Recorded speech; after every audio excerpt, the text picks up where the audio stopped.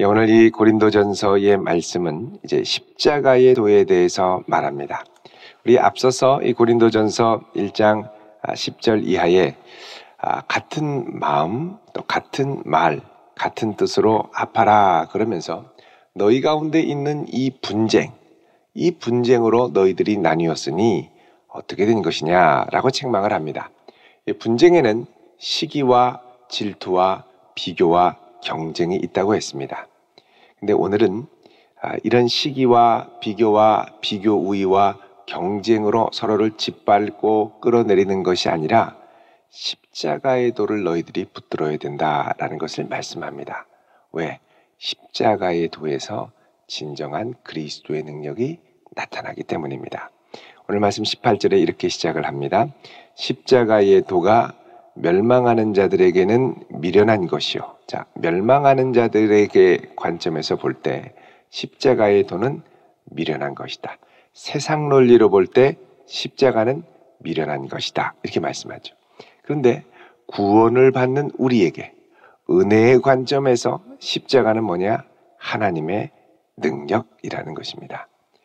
제일 멸시천대받고 제일 부끄럽고 제일 끔찍하고 제일 피하고 싶은 그 십자가가 하나님의 은혜의 논리에 사로잡힌 자들에게는 하나님의 능력을 경험하는 통로가 되지만 멸망하는 자들, 세상 풍조와 세상 논리를 따라가는 자들에게는 십자가의 도를 붙드는 것이 미련한 것이다. 그러니까 우리가 십자가를 믿고 붙들고 살아가는 우리에게 이 십자가를 붙들고 사는 삶은 뭐냐? 미련하게 사는 것이라는 거죠. 왜 그렇게 인생 미련하게 사냐? 그럽니다. 미련합니다. 그런데 그 십자가를 붙들었더니 우리는 하나님의 손에 붙들림 받아 살아가게 되는 놀라운 반전이 있게 된다는 것이죠. 19절에 기록된 바 내가 지혜 있는 자들의 지혜를 멸하고 총명한 자들의 총명을 폐하리라 하였으니, 자, 이것은 이사야 29장 14절에 나온 말씀을 이제 인용을 하면서 지혜 있는 자들의 지혜를 멸하고 총명한 자들의 총명을 폐하리라 이렇게 얘기합니다. 그러니까 이제 자기가 스스로 똑똑하고 지혜 있다고 막 이렇게 나서는 사람들 하나님이 폐하신다는 겁니다. 지혜 있는 자가 어디 있느냐? 선비가 어디 있느냐? 이 세대의 변론가가 어디 있느냐? 자, 이 세상에서는 자기의 지혜를 무엇으로 드러내냐? 변론으로 드러냅니다. 논쟁으로 이겨야 되는 거예요. 말싸움에서 이겨야 되는 거예요. 근데 하나님께서는 이 세상의 지혜를 미련하게 하셨다고 말씀합니다. 미련하게 하셨다. 그러니까 이 세상에 말로 이기고 말싸움으로 이기고 논리로 이겨도 하나님의 능력을 따라잡지 못한다는 겁니다. 왜? 이 세상의 변론으로는 결코 하나님을 알고 믿고 나올 수 없지만 십자가의 도 앞에서 우리는 비로소 하나님을 알고 믿고 따를 수 있기 때문입니다.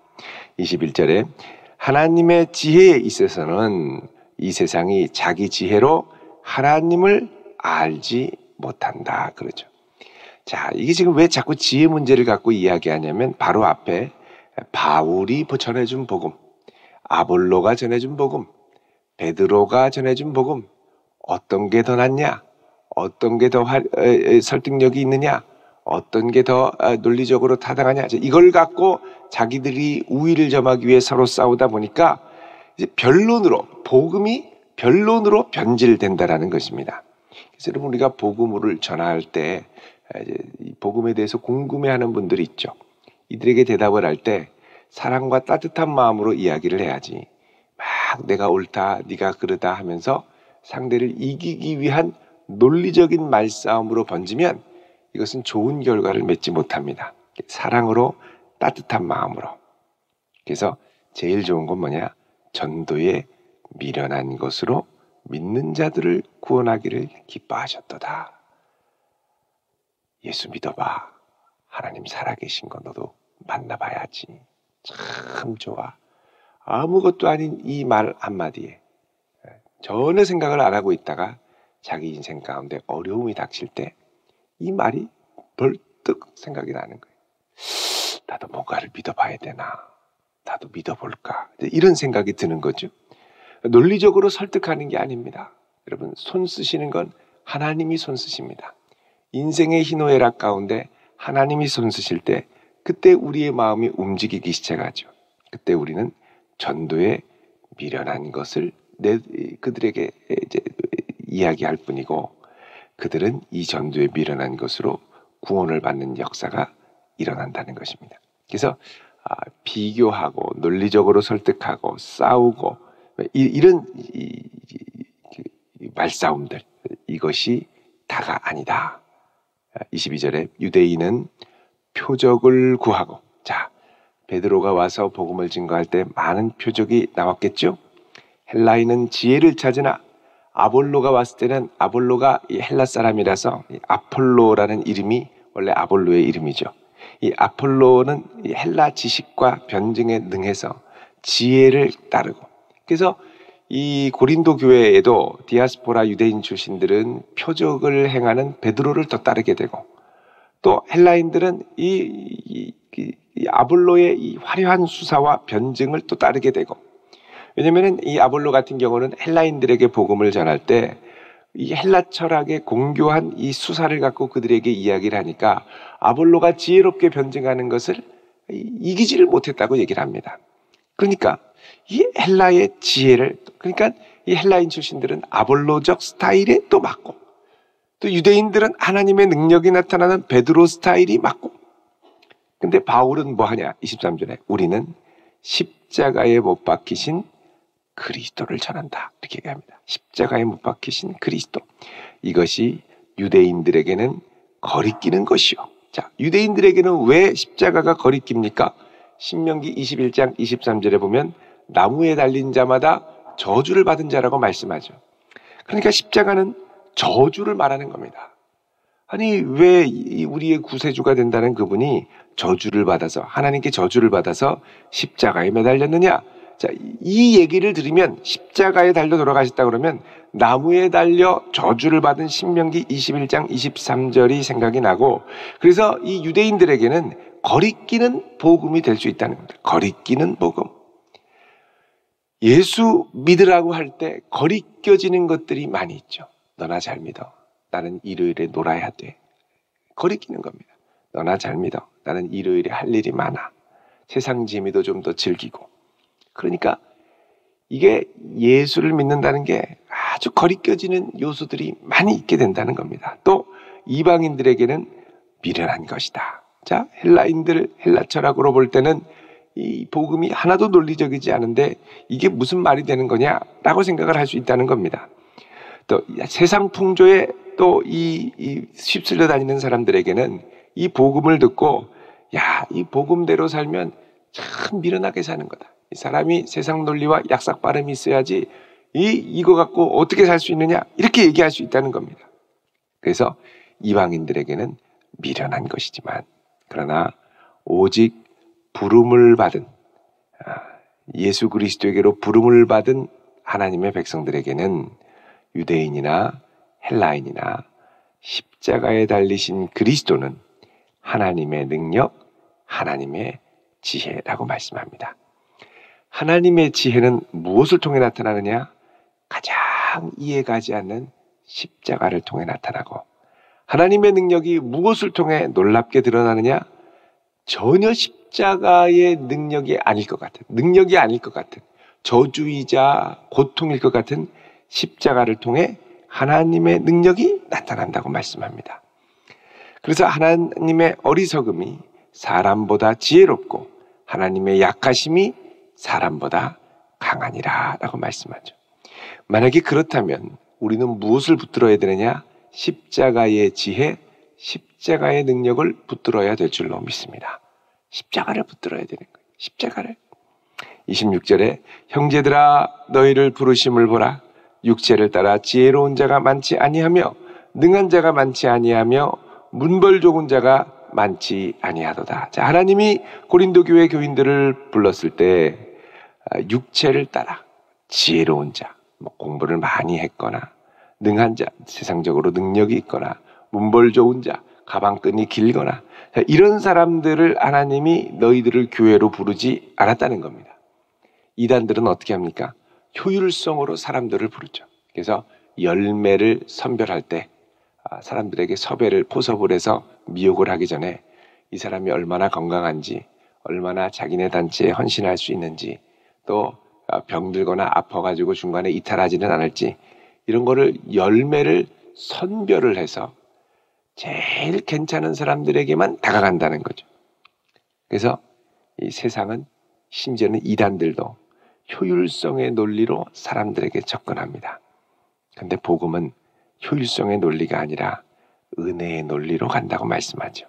세상에 미련한 것들을 택하사 지혜 있는 자들을 부끄럽게 하시려고. 자, 그러니까 우리들, 세상 이 성도들은 어떻게 부름을 받았느냐?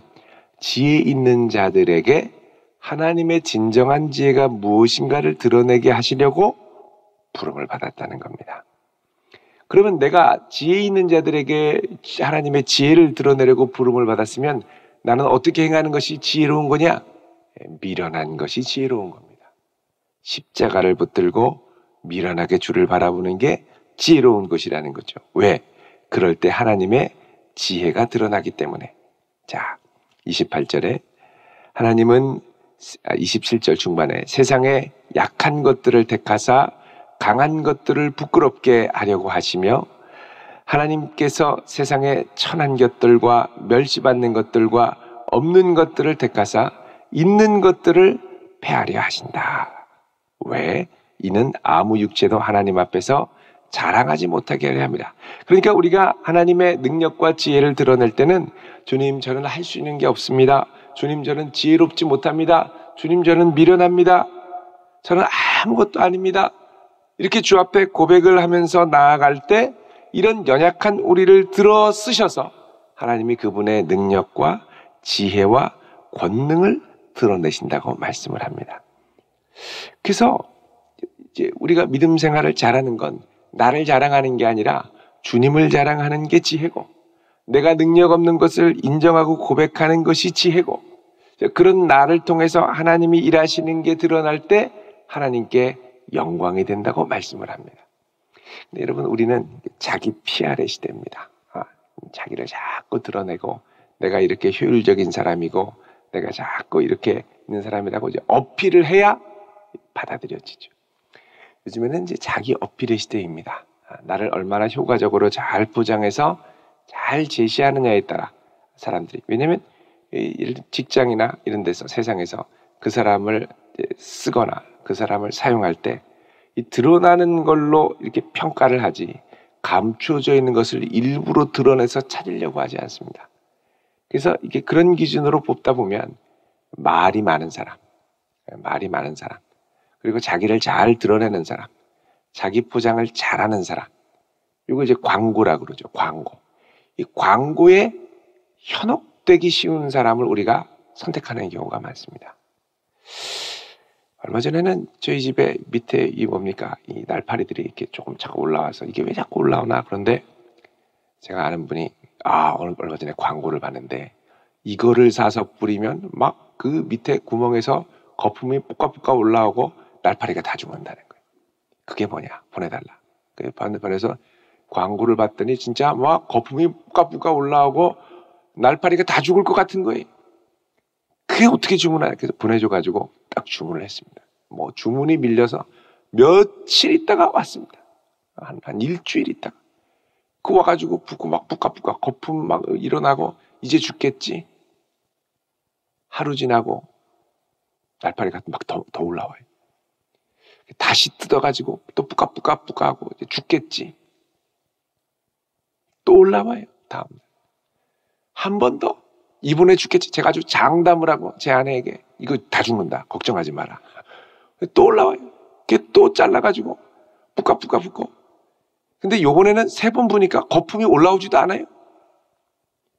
그래가지고 뜨레뻥을 또 막 부어가지고 이 수채꼬마가 뚫려라. 그리고서는 또 나와요.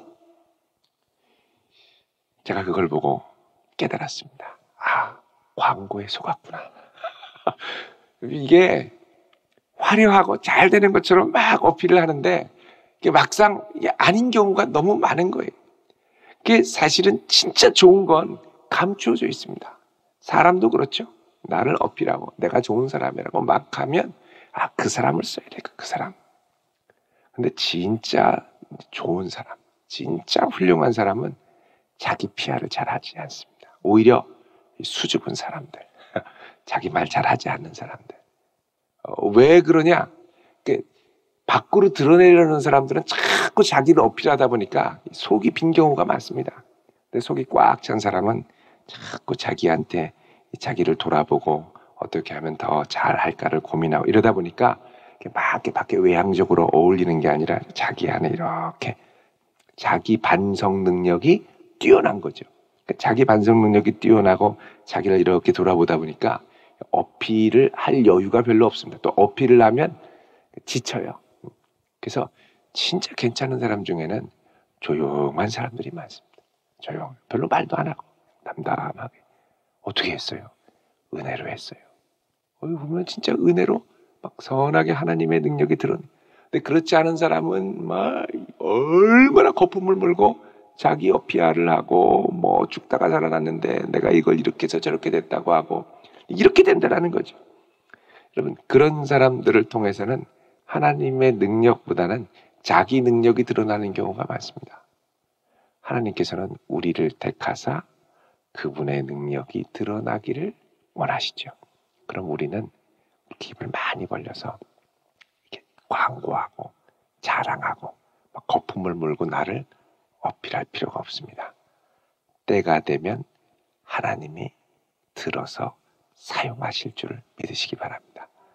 그분을 들어서 쓰셔야 그때 내가 쓰임 받을 때 진짜 쓰임 받는 겁니다. 내가 쓰임 받으려고 막 내가 됐다고 막 고개를 내밀고 막 거품을 물고 호소하고 직접 또 해보라고 맡기면 어떻게 됩니까? 파리가 이 날파리들이 막 꾸역꾸역 올라오는 것처럼 성과가 없어요. 속빈강정이 되는 거예요. 속빈강정이. 그래서 주님, 나는 미련하고 연약하오니 미련한 나를 통해 하나님의 능력이 드러나는 걸 기뻐하시는 주님, 주의 능력이 나를 통해서 이 부족하고 아무것도 아닌 나를 통해서 온전히 드러나게 해주십시오. 여러분, 이렇게 기도하며 나아갈 수 있는 복된 성도 되시기를 바랍니다. 기도드리겠습니다. 거룩하신 아버지 하나님, 어느 육체도 하나님 앞에 자랑하지 못하게 하려 하심이라 말씀하셨사오니 세상에서 천하고 연약하고 멸시받는 저희들을 통하여 하나님의 영광이 드러나는 놀라운 역사를 우리의 걸음을 통하여 맛보게 하옵소서. 저희들은 수줍고 또 자기를 이렇게 화려하게 포장할 줄도 잘 모르고 또 연약하고 또 능력도 되지 않지만 하나님, 우리의 걸음 가운데 하나님의 선하신 손길이 드러나게 하셔서 능력 있는 사람들을 붙이시고 지혜로운 사람들을 붙이시고 내가 한 것이 아니라 주의 은혜와 능력으로 했음을 목격하고 볼 수 있도록 하셔서 주님, 저희들의 걸음을 통하여 오직 주님 한 분만이 영광받게 하옵소서. 예수님의 이름으로 기도드리옵나이다. 아멘.